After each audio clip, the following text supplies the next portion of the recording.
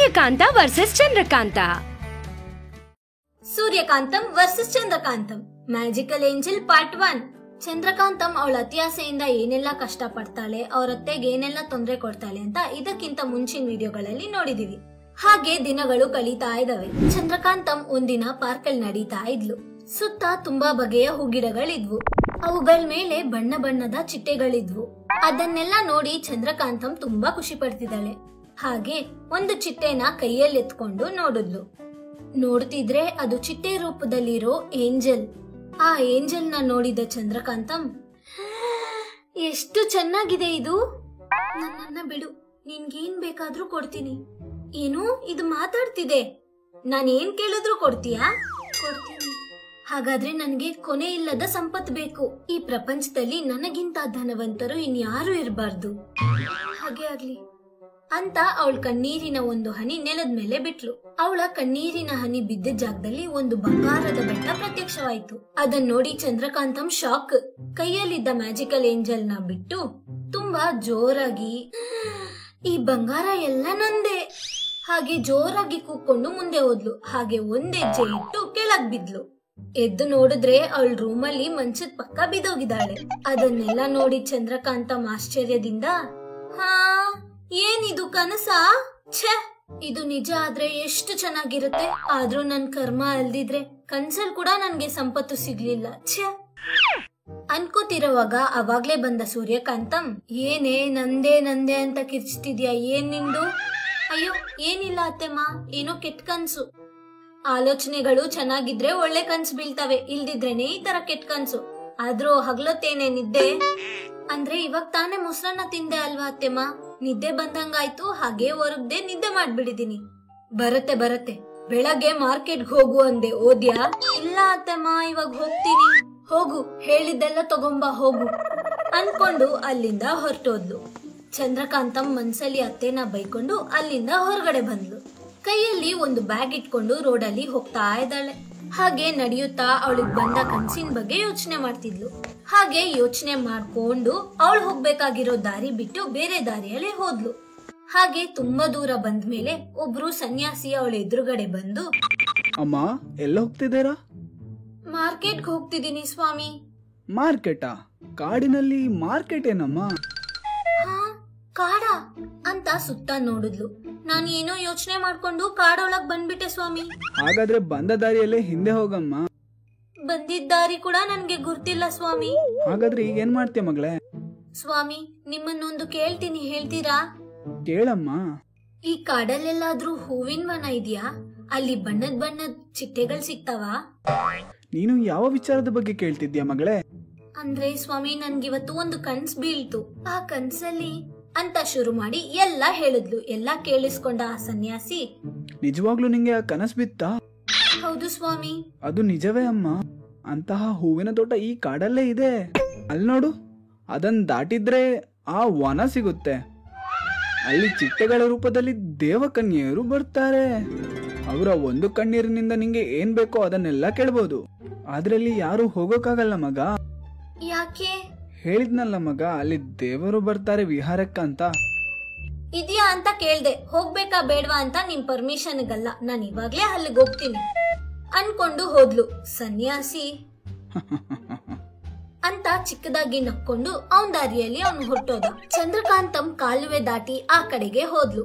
ಆ ಕಡೆ ನಿಜವಾಗ್ಲೂನೆ ಒಂದು ಹೂವಿನ ವನ ಇತ್ತು. ಅಲ್ಲಿ ಬಣ್ಣ ಬಣ್ಣದ ಚಿಟ್ಟೆಗಳು ಹಾರ್ತಾ ಇದ್ವು. ಹೂವಿನ ಮೇಲೆ ಕೂತ್ಕೊಂಡು ಆ ಹೂವಲ್ಲಿರೋ ಮಕರಂದನ ಹೀರ್ತಾ ಇದ್ವು. ಚಂದ್ರಕಾಂತಂ ಮೆಲ್ಲಕ್ ಹೋಗಿ ಒಂದು ಚಿಟ್ಟೆನ ಹಿಡ್ಕೊಂಡು ಅವಳ ಬ್ಯಾಗಲ್ಲಿದ್ದ ಒಂದು ಗಾಜಿನ ಬಾಟ್ಲಲ್ಲಿ ಬಂಧಿಸಿದ್ಲು. ಸಿಕ್ತು. ಇವಾಗ ಇದ್ರ ಕಣ್ಣೀರಿನ ಹನಿಯಿಂದ ನನ್ನ ಕೋರಿಕೆಗಳೆಲ್ಲ ತೀರ್ಸ್ಕೊಂತೀನಿ ಅಂತ ನಗಿತಾ ಇದ್ಲು. ಚಿಟ್ಟೆಯ ರೂಪದಲ್ಲಿದ್ದ ಏಂಜಲ್, ನನ್ನನ್ನ ಬಿಟ್ಬಿಡು. ಬಿಡಕ್ಕ, ನಿನ್ನ ಇಷ್ಟು ಕಷ್ಟಪಟ್ಟು ಹಿಡ್ಕೊಂಡಿದ್ದು ನಿನ್ ಕಣ್ಣೀರಿನ ಹನಿಯಿಂದ ಒಡವೆ, ಸೀರೆಗಳು, ಕಾರು, ಬಂಗ್ಲೆಗಳು ಪಡೆಯಕ್ಕೆ. ಇವಾಗ್ಲಿಂದ ನೀನ್ ನನ್ನ ಸೇವಕಿ. ನನ್ನನ್ ಬಿಟ್ಬಿಡು, ನಿನ್ಗೇನ್ ಬೇಕಾದ್ರೂ ಕೊಡ್ತೀನಿ. ಯಾವ್ದೋ ಒಂದಕ್ಕೆ ಆಸೆ ಪಟ್ಟು ಬಂಗಾರದ ಮೊಟ್ಟೆ ಇಡೋ ಕೋಳಿನ ಹೇಗ್ ಬಿಡ್ತೀನಿ? ನೀನ್ ನನ್ ಜೊತೆ ಇದ್ರೆ ನನ್ಗೆ ದಿನಾ ಹಬ್ಬನೇ. ಅದಕ್ಕೆ ನೀನು ಇನ್ಮೇಲೆ ನನ್ ಜೊತೆನೆ ಈ ಬಾಟ್ಲಲ್ಲಿ ಇರ್ತೀಯ. ನಾನ್ ಯಾವಾಗ ಏನ್ ಕೇಳಿದ್ರು ಅದು ಕೊಡ್ತೀಯ ಅಂತ ಆ ಬಾಟ್ಲನ್ನ ಬ್ಯಾಗಲ್ಲಿ ಹಾಕೊಂಡು ಮನೆಗೆ ತಿರುಗಿ ಬಂದ್ಬಿಟ್ಲು. ಮನೆಗ್ ಬಂದು ಕೂಡ್ಲೆ ಏನಾಯ್ತೆ ತರ್ಕಾರಿಗೆ ಅಂತ ಹೋಗಿ ಎಲ್ಲೊಟ್ಟೋದೆ ತರ್ಕಾರಿಯಲ್ಲಿ ಅದು ತರ್ಕಾರಿ ಅಂಗಡಿ ಮುಚ್ಚಿತ್ತು ಅತ್ತೆಮ್ಮ, ನಾಳೆ ಹೋಗಿ ತರ್ತೀನಿ ಬಿಡಿ ಅಂತ ಅಲ್ಲಿಂದ ಮನೆ ಒಳಗಡೆ ಹೋದ್ಲು. ಅವಳ ರೂಮಿಗೆ ಹೋಗಿ ಅವಳ ಬ್ಯಾಗಲ್ಲಿ ಇದ್ದ ಬಾಟ್ಲಿನ ತೆಗೆದು ನೋಡ್ಕೊಂಡು, ಇದೇ ನೀನ್ ಇರ್ಬೇಕಾಗಿರೋ ಮನೆ, ಇವಾಗ ಈ ರೂಮ್ ನ ಮಹಾರಾಣಿ ರೂಮ್ ಹಾಗೆ ಮಾಡು, ಎಲ್ಲಿ ಒಂದು ಕಣ್ಣೀರ್ ಹನಿ ಬಿಡು. ನಾನು ಬಿಡಲ್ಲ. ಅಳಲ್ವಾ? ನೀನನ್ನ ಹೇಗ್ ಅಳಿಸ್ಬೇಕು ಅಂತ ನನಗ್ ಗೊತ್ತಿಲ್ವಾ ಅಂತ ಒಂದು ಪರ್ಕೆ ಕಡ್ಡಿ ತಗೊಂಡು ಆ ಬಾಟ್ಲಿಂದ ಏಂಜಲ್ ನ ಹೊರಗಡೆ ಎತ್ಕೊಂಡು 2 ಬೆರಳಲ್ಲಿ ಹಿಡ್ಕೊಂಡು ಇನ್ನೊಂದ್ ಕೈಯಲ್ಲಿದ್ದ ಪರ್ಕೆ ಕಡ್ಡಿಯಲ್ಲಿ ಚುಚ್ತಾ ಇದ್ದಾಳೆ. ಕಣ್ಣೀರ್ ಹನಿನ ಬಿಡ್ತೀಯೋ ಇಲ್ವೋ, ಅಳ್ಳು ಅಳ್ಳು ಅಂತ ಚುಚ್ತಾ ಇದ್ಲು. ಏಂಜಲ್ ನೋವು ತಡಿಯಕ್ಕಾಗ್ದೆ ಅಳ್ತಾ ಇದ್ದಾಳೆ. ಅಷ್ಟೇ, ಆ ಕಣ್ಣೀರ ಹನಿ ಬಿಟ್ಕೊಡ್ಲೆ ಒಂದು ಮಿಂಚು ಮಿಂಚಿನ ಹಾಗೆ ಬಂದು ಚಂದ್ರಕಾಂತಂ ರೂಮ್ ನ ಸುಂದರವಾಗಿ ಬದಲಾಯಿಸ್ಬಿಡ್ತು. ಅದನ್ನ ನೋಡಿ ಚಂದ್ರಕಾಂತಂ ಶಾಕ್. ಎಷ್ಟು ಚೆನ್ನಾಗಿದೆ, ನಿನ್ ಕಣ್ಣೀರಿಗೆ ಇಷ್ಟು ಶಕ್ತಿ ಇದೆಯಾ ಅಂತ ಖುಷಿ ಪಡ್ತಾ ಇದ್ಲು. ಏಂಜಲ್ ದುಃಖ ಪಡ್ತಾ ಇದ್ಲು. ಹಾಗೆ ಮ್ಯಾಜಿಕಲ್ ಏಂಜಲ್ ನ ಬಂಧಿಸಿ ಚಂದ್ರಕಾಂತಂ ಏನೇನ್ ಕೋರಿಕೆ ತೀರ್ಸ್ಕೊಂಡ್ಲು. ಆ ಏಂಜಲ್ ನ ಬಿಟ್ಲಾ ಇಲ್ವಾ? ಸೂರ್ಯಕಾಂತಂಗೆ ಈ ವಿಷಯ ಗೊತ್ತಾಯ್ತಾ ಇಲ್ವಾ? ಗೊತ್ತಾದ್ರೆ ಏನ್ ಮಾಡ್ತಾಳೆ ಅಂತ ಮತ್ತೊಂದು ವಿಡಿಯೋಲಿ ನೋಡೋಣ. ಅಲ್ಲಿವರೆಗೂ ನೋಡ್ತಾನೆ ಇರಿ ಚಾಚಾ ಟಿವಿ. ಚಂದ್ರಕಾಂತ ಹಾಲಲ್ಲಿ ಕುತ್ಕೊಂಡು ಟಿವಿ ನೋಡ್ತಾ ಇದ್ಲು. ಆಗ ಟಿವಿಯಲ್ಲಿ ಏನೇನೋ ಆಡ್ ಬರ್ತಿತ್ತು. ಅದ್ರಲ್ಲಿ ಸೋಪ್ ಆಡ್ ಒಂದ್ ಬಂತು. ಅದನ್ನ ನೋಡಿ ಚಂದ್ರಕಾಂತಂ ತುಂಬಾನೇ ಬಿಲ್ಡಪ್ ಕೊಡ್ತಿದ್ದಾರೆ. ಒಂದ್ ಸೋಪ್ ಹಾಕೊಂಡ್ರೆ ಅಷ್ಟ ಅಂದವಾಗಿ ಆಗ್ತಾರಾ? ಜನರನ್ನ ಮೋಸ ಮಾಡದ್ ಬಿಟ್ರೆ ಬೇರೆ ಏನಿಲ್ಲ ಇದ್ರಲ್ಲಿ ಹಂಗಂತ ಅನ್ಕೊಂತಿದ್ದಾಗ ಸೂರ್ಯಕಾಂತ ಬಂದು, ಏನೋ ಜನರನ್ನ ಮೋಸ ಮಾಡೋದು ಅದು ಇದು ಅಂತಿದ್ಯಾ? ಮತ್ತೇನ್ ಪ್ಲಾನ್ ಮಾಡ್ತಿದ್ಯೆ? ಮತ್ತೆ ನನ್ಗೆ ಯಾವಾಗ್ಲೂ ಅದೇ ಯೋಚನೆನಾ? ಬೇರೆ ಯೋಚನೆ ಇರಲ್ವಾ? ಉಸಿರುವಳ್ಳಿಗೆ ಬಣ್ಣ ಬದಲಾಯಿಸೋದ್ ಬಿಟ್ರೆ ಬೇರೆ ಏನ್ ಕೆಲ್ಸ ಇದೆಯೇ ಹೇಳು? ಹಂಗಂದ್ರೆ ನಾನು ಉಸಿರುವಳ್ಳಿನ ಚಚ ನಿನ್ನಂತಿಲ್ವೇ, ಮಾಮೂಲಾಗಿ ಹೇಳ್ತಿದೀನಿ. ಹಾ ಆಯ್ತಾಯ್ತು. ಅಡ್ಗೆ ಏನ್ ಮಾಡಿದ್ಯಾ? ಇನ್ನೂ ಏನು ಮಾಡಿಲ್ಲ ಅತ್ತೆ, ಮನೇಲಿ ತರಕಾರಿನೂ ಇಲ್ಲ ಅಂತ ಹೇಳಿ ಮನೇಲಿ ಕುತ್ಕೊಂಡಿದ್ಯಾ ಏನು? ಹೋಗ್ ತಗೊಂಡ್ ಬರ್ಬೋದಲ್ವಾ? ನೀವ್ ಬಂದ್ಮೇಲೆ ಹೋಗೋಣ ಅಂತ ಕುತ್ಕೊಂಡ್ ವೇಟ್ ಮಾಡ್ತಿದೀನತ್ತೆ. ಆಯ್ತು ಹೋಗು ಹಂಗಂತ ಹೇಳಿ ಚಂದ್ರಕಾಂತನ ಅಲ್ಲಿಂದ ಕಳ್ಸಿದ್ಲು. ಚಂದ್ರಕಾಂತ ಕೈಯಲ್ಲೊಂದ್ ಬ್ಯಾಗ್ ಇಡ್ಕೊಂಡು ರೋಡ್ ಮೇಲೆ ನಡೀತಾ ಇದ್ಲು. ಹಂಗ್ ನಡ್ಕೊಂಡ್ ಹೋಗ್ತಿದ್ದಾಗ ರೋಡ್ ಪಕ್ಕದಲ್ಲಿರೋ ಒಂದ್ ಮನೆಯಿಂದ ಅವಳಿಗೆ ಅಳೋ ಶಬ್ದ ಕೇಳಿಸ್ತು. ಆ ಶಬ್ದ ಕೇಳಿ ಅಲ್ಲೇ ನಿಂತ್ಕೊಂಡು, ಇದು ಕವಿತಾ ಮನೆ ಅಲ್ವಾ? ಯಾರೋ ಅಳೋ ಶಬ್ದ ಕೇಳಿಸ್ತಿದೆ ಹಂಗಂತ ಅನ್ಕೋತಾ ಆ ಮನೆ ಮುಂದೆ ಬಂದು ಬಾಗ್ಲತ್ರ ನಿಂತ್ಕೊಂಡ್ಲು. ಕವಿತಾ ಕವಿತಾ ಇದೀಯಾ? ಬಾಗಿಲ್ ತೆಗಿ ಹಂಗಂತ ಕರೆದ್ಲು. ಆದ್ರೆ ಯಾರೋ ಬಾಗಿಲ್ ತೆಗ್ದಿಲ್ಲ ಅಂತ ಬಾಗಿಲ್ ತಳ್ಳದ್ಲು. ಬೀಗ ಹಾಕಿರ್ಲಿಲ್ಲ. ಅರೆ ಬೀಗನೂ ಹಾಕಿಲ್ಲ ಹಂಗಂತ ಅನ್ಕೋತಾ ಎಲ್ಲಿಂದ ಶಬ್ದ ಬರ್ತಿದ್ಯೋ ಅಲ್ಲಿಗೋಗಿ ನೋಡಿದ್ಲು. ಅಡ್ಗೆ ಮನೆಯಲ್ಲಿ ಏನೋ ಕೆಲ್ಸ ಮಾಡ್ತಾ ಕವಿತಾ ಅಳ್ತಾ ಇದ್ಲು. ಅದನ್ನ ನೋಡಿದ ಚಂದ್ರಕಾಂತ,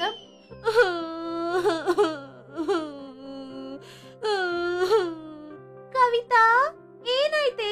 ಯಾಕಂಗ ಅಳ್ತಿದ್ಯಾ? ಮನೇಲಿ ಯಾರು ಇಲ್ವಾ? ಎಲ್ಲಿಗೋದ್ರು? ಅವರು ಆಫೀಸ್ಗೆ ಹೋಗಿದ್ದಾರೆ, ಮಕ್ಕಳು ಸ್ಕೂಲ್ಗೆ ಹೋಗಿದ್ದಾರೆ. ಅಣ್ಣ ಏನಾದ್ರು ಅಂದ್ರ? ಯಾಕೆ ಅಳ್ತಿದ್ಯಾ? ನಿಮ್ಮ ಅಣ್ಣ ಏನೋ ಅಂದಿಲ್ಲ. ಮತ್ ಯಾಕೆ ಹಂಗ ಅಳ್ತಿದ್ಯಾ? ಏನಂತ ಹೇಳಲೆ? ನನ್ ಮಗಳು ಸ್ವಲ್ಪ ಕಪ್ಪಗಿರ್ತಾಳಲ್ವಾ, ನಿನಗ್ ಗೊತ್ತಲ್ವಾ? ಹೌದು, ಅದಕ್ ನಾವೇನ್ ಮಾಡಕ್ಕಾಗತ್ತೆ, ದೇವ್ರು ಕೊಟ್ಟಿರೋದದು. ಆದ್ರೆ ಅವ್ರ ಸ್ಕೂಲಲ್ಲಿ ಎಲ್ಲರೂ ಕರ್ರುಡ್ಗಿ ಅಂತ ಗೇಲಿ ಮಾಡ್ತಿದಾರ ಅಂತಾನೆ. ಅವಳಿವತ್ತು ಬೆಳಗ್ಗೆ ನನ್ನ ಹತ್ರ ಹೇಳ್ಕೋತಾ ಅಳ್ತಿದ್ಲು ಗೊತ್ತಾ? ಅವಳ ದುಃಖ ನೋಡ್ತಿದ್ರೆ ನನ್ ಮನ್ಸೇ ಒಡ್ದೋಯ್ತೆ. ಅದೆಲ್ಲ ಯೋಚನೆ ಮಾಡಿ ಅಳ್ತಿದ್ದೀನಿ. ಆ ಮಾತು ಕೇಳಿದ ಚಂದ್ರಕಾಂತ ಮೆತ್ತಿಗೆ, ಮಕ್ಕಳಿಗೇನ್ ಗೊತ್ತಾಗತ್ತೆ, ಏನೋ ಸುಮ್ನೆ ಗೇಲಿ ಮಾಡಿರ್ತಾರೆ ಬಿಡು ಹಂಗಂತ ದಿನ ಗೇಲಿ ಮಾಡ್ತಾರಂತಾನೆ. ನಾನ್ ಸ್ಕೂಲ್ಗೆ ಹೋಗಲ್ಲ ಅಮ್ಮ ಅಂತ ದಿನ ಬೆಳಗ್ಗೆ ಅಳ್ತಿರ್ತಾಳೆ. ಪಾಪ ಮಗು ಎಷ್ಟು ಅತ್ತಲ್ ಗೊತ್ತಾ? ಆಯ್ತು ಬಿಡೆ, ನಾವು ಪ್ರಿನ್ಸಿಪಲ್ ಮೇಡಮ್ ಹತ್ರ ಮಾತಾಡೋಣ. ತಿಂದ್ಯಾ ಅಲ್ವಾ ನೀನ್ ಹೋಗ್ ತಿನ್ನು, ನಾನ್ ಮಾರ್ಕೆಟ್ಗೆ ಹೋಗಿ ತರಕಾರಿ ತಗೊಂಡ್ ಸಾಯಂಕಾಲ ಬರ್ತೀನಿ ಹಂಗಂತ ಹೇಳಿ ಅಲ್ಲಿಂದ ಹೊರಟ್ಲು. ಮಾರ್ಕೆಟ್ಗೆ ಹೋಗಿ ತರಕಾರಿ ತಗೊಂಡು ಮನೆಗ್ ಬಂದ್ಲು. ಸೂರ್ಯಕಾಂತ ಹಾಲಲ್ಲಿ ಕುತ್ಕೊಂಡಿದ್ಲು. ಚಂದ್ರಕಾಂತ ಮನೆಯೊಳಗ್ ಬರ್ತಿದ್ದಂಗ್ಲೇ, ಪಾಪ ಅತ್ತೆ, ಚಿಕ್ಕ ಮಗು, ಮನ್ಸಲ್ಲಿ ಇಲ್ದೇ ಇರೋ ದ್ವೇಷ ಎಲ್ಲ ಸೃಷ್ಟಿ ಮಾಡ್ತಿದ್ದಾರೆ ಹಂಗಂತ ಅನ್ಕೋತಾ ಬರ್ತಾ ಇದ್ರೆ ಸೂರ್ಯಕಾಂತ, ಏನಾಯ್ತೆ ಅಷ್ಟ್ ಕೋಪಾಗ್ ಮಾತಾಡ್ತಿದ್ಯಾ? ನನ್ ಫ್ರೆಂಡ್ ಕವಿತಾ ಇದ್ದಾಳಲ್ವಾ ಅತ್ತೆ, ಪಾಪ ಅವಳ ಮಗಳು ಸ್ವಲ್ಪ ಕಪ್ಪಗಿರ್ತಾಳೆ ಹಂಗಂತ ಹೇಳಿ ಎಲ್ಲಾ ವಿಷಯನೂ ಅತ್ತಿ ಹತ್ರ ಹೇಳ್ತಾಳೆ. ಅಯ್ಯೋ ದೇವ್ರ್ ಕೊಟ್ಟಿರೋದೇ, ನಾವೇನ್ ಮಾಡೋಣ? ನಾನು ಅದೇ ಹೇಳ್ದೆ ಅತ್ತೆ. ಪಾಪ ಮಗು ಅಲ್ವಾ ಅತ್ತೆ, ಅಳ್ತಾ ಇದ್ಲು, ಅವಳಿಗೆ ಅರ್ಥ ಆಗಲ್ಲ ಅಲ್ವಾ? ಅದನ್ನ ನೋಡಿ ನನ್ ಫ್ರೆಂಡ್ ಕವಿತಾನು ಅಳ್ತಾ ಇದ್ಲು. ಅವಳಳದ್ ನೋಡ್ತಿದ್ರೆ ನನ್ಗೂ ಅಳು ಬಂತತ್ತಿ ಅಮ್ಮ. ಅವಳಿಗೆ ಎಂತಹ ಸಹಾಯನೂ ಮಾಡಕ್ ಆಗ್ತಿಲ್ವೇ ಅಂತ ಕಷ್ಟ ಆಗ್ತಿದೆ ಅತ್ತಿಯಮ್ಮ. ಹಂಗಂತ ಕಷ್ಟ ಪಡ್ತಿದ್ರೆ ಅದನ್ನ ನೋಡಿದ್ ಸೂರ್ಯಕಾಂತ, ನಿನ್ನ ನೋಡ್ತಿದ್ರೆ ನಂಗೆ ತುಂಬಾ ಹೆಮ್ಮೆ ಆಗಿದೆಯೇ, ದಿನೇ ದಿನೇ ನೀನು ಒಳ್ಳೆಯೊಳಗ್ ಬದ್ಲಾಗ್ತಿದ್ಯಾ. ಒಬ್ಬರಿಗೆ ಸಹಾಯ ಮಾಡ್ಬೇಕು ಅಂತ ಯೋಚನೆ ಬರೋದು ತುಂಬಾ ಒಳ್ಳೇದ್ ಗೊತ್ತಾ? ಆಯ್ತು, ನೀನು ಚಿಂತೆ ಮಾಡ್ಬೇಡ, ನಿನ್ ಸ್ನೇಹಿತೆಗೆ ಸಹಾಯ ಮಾಡೋ ಅವಕಾಶ ನಾನ್ ಕೊಡ್ತೀನಿ. ಹೆಂಗತ್ತೆ? ಇಲ್ಲೇ ಇರು, ಈಗ್ಲೇ ಬರ್ತೀನಿ ಹಂಗಂತ ಹೇಳಿ ಅಲ್ಲಿಂದ ಮನೆಯೊಳಗಡೆ ಹೋಗಿ ಸ್ವಲ್ಪ ಹೊತ್ತಿಗೆ ಕೈಯಲ್ಲಿ ಒಂದ್ ಸೋಪ್ ಹಿಡ್ಕೊಂಡ್ ಬಂದ್ಲು. ಆ ಸೋಪ್ ನೋಡಿ ಚಂದ್ರಕಾಂತ, ಏನತ್ತೆ ಸೋಪ್ ಹಿಡ್ಕೊಂಡ್ ಬರ್ತಿದ್ದಾಳೆ ಹಂಗಂತ ಮನ್ಸಲ್ಲಿ ಅನ್ಕೋತಾ ಇದ್ಲು. ಸೂರ್ಯಕಾಂತ ಸೊಸೆ ಹತ್ರ ಬಂದು, ತಗೋ ಈ ಸೋಪ್ ತಗೊಂಡ್ ಹೋಗಿ ನಿನ್ ಫ್ರೆಂಡ್ ಹತ್ರ ಕೊಡು. ಆ ಮಾತ್ ಕೇಳಿದ ತಕ್ಷಣ ಚಂದ್ರಕಾಂತ ಆಶ್ಚರ್ಯದಿಂದ, ಸೋಪ್ ಏನಕ್ಕತ್ತೆ? ಬೆಳಗ್ಗೆ ಟಿವಿಯಲ್ಲಿ ಒಂದು ಆಡ್ ಬಂತು, ಏನಾದ್ರೂ ಅದನ್ನ ನೋಡ್ಕೊಡ್ತಿದ್ದೀರಾ ಏನು? ಅದೆಲ್ಲ ಸುಳ್ಳತ್ತೀಮಾ. ಇರೇ ಸ್ವಲ್ಪ ಇರು, ಎಲ್ಲ ನೀನೇ ಮಾತಾಡ್ಬಿಡ್ತೀಯಾ? ಇದು ಟಿವಿ ಆಡಲ್ ಬರೋ ಸೋಪ್ ಅಲ್ಲ, ಇದು ಮ್ಯಾಜಿಕಲ್ ಸೋಪ್. ಮ್ಯಾಜಿಕಲ್ ಅಂದಿದ ತಕ್ಷಣ ಚಂದ್ರಕಾಂತ ಕಣ್ಣಲ್ಲಿ ಆಶ್ಚರ್ಯ ತುಂಬಿತ್ತು. ಏನು ಮ್ಯಾಜಿಕಲ್ ಸೋಪಾ? ಹಾ ಹೌದು, ಇದನ್ನ ಹಾಕೊಂಡು ಒಂದ್ಸಲ ಸ್ನಾನ ಮಾಡಿದ್ರೆ ಸಾಕು, ಫೇಸ್ ಕ್ರೀಮ್ ಅವಸರ ಇಲ್ದೇನೆ ಬೆಳ್ಳಗಾಗ್ತಾರೆ. ಆ ಮಾತ್ ಕೇಳಿದ ತಕ್ಷಣ ಚಂದ್ರಕಾಂತಂಗೆ ಒಂದೇ ಆಶ್ಚರ್ಯ. ಅತ್ತಿಯಮ್ಮ, ಇದವಳಗ್ ಕೊಟ್ಬಿಟ್ರೆ ನಿನ್ನ ಹತ್ರ ಇನ್ನೊಂದ್ ಸೋಪ್ ಇದ್ಯಾ? ಏನ್ ಪರವಾಗಿಲ್ಲ, ಇದು ನಿಜವಾದ ಮ್ಯಾಜಿಕ್ ಸೋಪ್ ಅಲ್ಲ, ಮ್ಯಾಜಿಕ್ ಸೋಪ್ ಪಕ್ಕದಲ್ಲಿಟ್ಟಿರೋ ಸೋಪ್.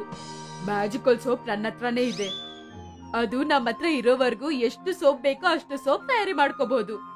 ಆ ಮಾತಿಗೆ ಚಂದ್ರಕಾಂತ, ಹೌದಾ ಸರಿ ಅತ್ತೆ, ಅದಿವಾಗ್ಲೇ ಕೊಡಿ, ಹೋಗಿ ಕವಿತಾ ಕೊಟ್ ಬರ್ತೀನಿ. ಹಾ ತಗೋ ಹಂಗಂತ ಹೇಳಿ ಸೋಪ್ ಕೊಡ್ತಾರೆ. ಆ ಸೋಪ್ ತಗೊಂಡು ಚಂದ್ರಕಾಂತ ಕವಿತಾ ಹತ್ರ ಕೊಟ್ಟು ಅತ್ತೆ ಹೇಳಿದ ಮಾತಲ್ಲ ಅವಳಿಗೆ ಹೇಳಿ ಆ ಸೋಪ್ ಅವಳಗ್ ಕೊಟ್ಟು ಮನೆಗ್ ಬಂದು ಅವತ್ ರಾತ್ರಿ ಅವ್ರ ಮನೇಲಿ ಮಲ್ಕೊಂಡಿದ್ಲು. ಆ ಸೋಪ್ ಬಗ್ಗೆನೆ ಯೋಚನೆ ಮಾಡ್ತಾ ಇದ್ಲು. ನಮ್ಮತ್ತೆ ಒಳ್ಳೆ ಒಳ್ಳೆ ವಸ್ತುಗಳೆಲ್ಲ ಜೀವಿತ ಬದಲಾಯಿಸೋ ವಸ್ತು ಎಲ್ಲ ಮನೇಲಿ ಇಟ್ಕೊಂಡಿರ್ತಾಳೆ ಹುಚ್ಚು ಅವಳಿಗೆ. ಆ ಮ್ಯಾಜಿಕಲ್ ಸೋಪು ಮಾರ್ಕೆಟ್ ಬಂದ್ರೆ ಬೇರೆ ಸೋಪ್ ಅಂಗಡಿಯವರೆಲ್ಲ ಮುಚ್ಕೋಬೇಕು, ಕೋಟಿ ಗಟ್ಲೆ ದುಡ್ಡು ಬರುತ್ತೆ. ಅವ್ರ ಹಂಗಿದ್ದಾರೆ ಅಂತ ನಾವು ಸುಮ್ನೆ ಇರಕ್ಕಾಗತ್ತಾ? ಅವ್ರ ರೂಮ್ ಅಲ್ಲಿರೋ ಮ್ಯಾಜಿಕಲ್ ಸೋಪ್ ತಗೊಂಡ್ ಬಂದು ಬೇರೆ ಸೋಪ್ ಜೊತೆ ಮಿಕ್ಸ್ ಮಾಡಿ ಮಾರ್ಬಿಡ್ತೀನಿ, ನನ್ಗೆ ತುಂಬಾ ದುಡ್ಡು ಬರುತ್ತೆ ಹಂಗಂತ ಅನ್ಕೋತಾ ಎದ್ದು ಬೆತ್ತಗ್ ನಡೀತಾ ಅತ್ತೆ ರೂಮ್ ಒಳಗಡೆ ಬಂದ್ಲು. ಸೂರ್ಯಕಾಂತ ಒಳ್ಳೆ ನಿದ್ದೆಯಲ್ಲಿದ್ಲು. ಚಂದ್ರಕಾಂತ ಅಲ್ಲೆಲ್ಲ ಹುಡುಕಿ ಸೋಪ್ ಒಳಗ್ ಸಿಕ್ಕಿದ ತಕ್ಷಣ ಅದನ್ನ ಎತ್ಕೊಂಡು ಅವಳ ರೂಮ್ ಒಳಗಡೆ ಬಂದು, ಎಸ್ ಸೋಪ್ ಸಿಕ್ಬಿಡ್ತು, ಇದನ್ನ ಇಟ್ಕೊಂಡು ಬೇಕಾದಷ್ಟು ಸೋಪ್ ತಯಾರಿ ಮಾಡಿ ಮಾರ್ಬೋದು ಹಂಗಂತ ಯೋಚನೆ ಮಾಡ್ತಿದ್ದಾಗ್ಲೇ, ಅದಕ್ಕಿಂತ ಮುಂಚೆ ಇದ್ರಿಂದ ನಾನು ಮುಖ ತೊಳ್ಕೋಬೇಕು, ಹಾಹಾ ಆಗ ನನ್ ಮುಖ ಸಿನಿಮಾ ಹೀರೋಯಿನ್ ತರ ಇರುತ್ತೆ ಹಂಗಂತ ಅನ್ಕೋತಾ ಹೋಗಿ ಆ ಸೋಪಿಂದ ಮುಖ ತೊಳ್ಕೊಂಡು ಅವಳ ರೂಮ್ಗ್ ಬಂದ್ ಮಲ್ಕೊಂಡ್ ಬೆಳಗ್ಗೆದ್ಲು. ಕನ್ನಡಿಯಲ್ಲಿ ಅವಳನ್ನ ನೋಡ್ಕೊಂಡು ಭಯ ಪಟ್ಲು. ಚಂದ್ರಕಾಂತ ಮುಖ ಕಪ್ಪಗ್ ತಯಾರಾಯ್ತು. ಹಂಗಂತ ಜೋರ ಕರೆದ್ಲು.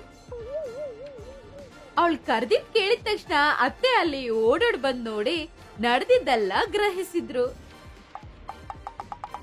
ಅಯ್ಯೋ ನನ್ನ ಅತ್ಯಾಸೆ ಸೊಸೆ, ನೀನು ಬದ್ಲಾಗಿದ್ಯಾ ಅಂತ ಅನ್ಕೊಂಡಲ್ವೇ, ನೀನ್ ಇನ್ನ ಬದ್ಲಾಗಿಲ್ವೇನೆ? ಚಿಚಿ ಅತ್ತಿಯಮ್ಮ, ಫಸ್ಟ್ ನನ್ ಕಲರ್ ಬಗ್ಗೆ ಸ್ವಲ್ಪ ಯೋಚನೆ ಮಾಡಿ ಅತ್ತಿಯಮ್ಮ, ನನ್ನ ಮತ್ತೆ ಮಾಮೂಲಿಯಾಗಿ ಮಾಡಿ ನಿಮ್ ಕಾಳು ಇಟ್ಕೋತೀನಿ ಹಂಗಂತ ಪ್ರಾಧೇಯ ಪಟ್ಲು. ಆಗ ಸೂರ್ಯಕಾಂತ, ನಿನ್ಗೆ ಇದೆಲ್ಲ ಬೇಕಾಗಿರೋದೇನೆ, ಹಿಂಗೆ ಒಂದ್ 10 ದಿನ ಇರು, ಆಗ್ಲೇ ನಿನ್ಗೆ ಬುದ್ಧಿ ಬರೋದು ಹಂಗಂತ ಅನ್ಕೋತಾ ಅಲ್ಲಿಂದ ಹೊರಟ್ಲು. ಚಂದ್ರಕಾಂತ ಅವಳು ಮಾಡಿದ ತಪ್ಪನ ನೆನ್ಸ್ಕೋತಾ ಅಳ್ತಾ ಇದ್ಲು.